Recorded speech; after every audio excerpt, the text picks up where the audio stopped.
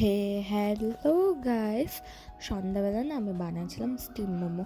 আর শুধু তো স্টিম মোমো খেতে ভালো লাগে না, তো ভাবলাম কি চলো মোমোটাকে আজকে ফ্রাই করি একটু অন্যরকম করে। তারপরে এক পিস ওর মধ্যে থেকে মোমো খাইলাম।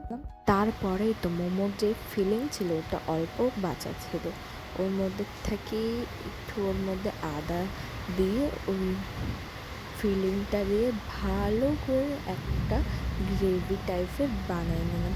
ওর মধ্যে হলুদ, লবণ, একটু গরম মশলা, হলুদ দিয়ে নাই, গুঁড়া লঙ্কা দিয়েছিলাম, আর একটু সস দিয়ে ভালো করে একটু ফ্রাই করে ওর মধ্যে আমি দিয়ে দিয়েছিলাম মোমোগুলো।